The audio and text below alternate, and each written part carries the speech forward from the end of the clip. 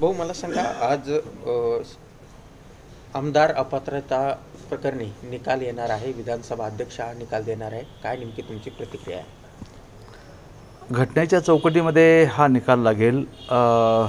मला असं वाटतं की माननीय अध्यक्ष विधानसभा सर्व बाबीचा अभ्यास करून या संदर्भामध्ये आज निकाल देणार आहेत. निकाल काही जरी आलं तरी त्या निकालाचं आम्ही स्वागतच या ठिकाणी करणार आहोत.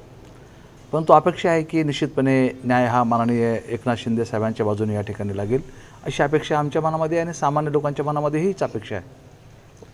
भाऊ मला काय सांगाल की तज्ज्ञ व्यक्ती जे त्यांच्याकडून अशी भावना व्यक्त केली जाते, काही खुशी काही गम अशा प्रकारचा हा निकाल असणार आहे. तुम्हाला काय वाटतं?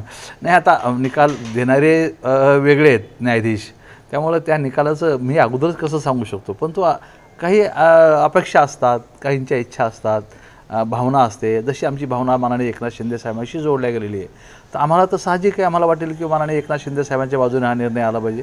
त्यामुळे तशी भावना आमची त्यांच्या बाजूने असल्यामुळे आम्हाला वाटतं की आमच्या बाजूचा निकाल येईल.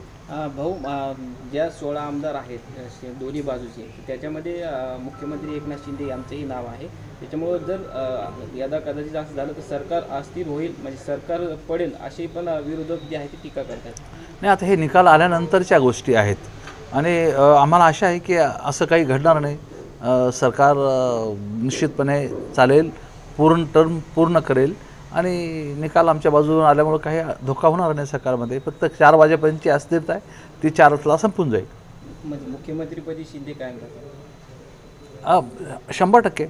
हे मी सांगायची गरज काय, आणि मी सांगणारा अथॉरिटी कोण आहे हे माननीय सर्व वरिष्ठ नेत्यांनी सेंट्रलमधल्या आणि राज्यातल्या देवेंद्रजीपासून तर सर्वांनी सांगितलेलं आहे की मुख्यमंत्री एकनाथ शिंदे आपला टर्म पूर्ण करतील.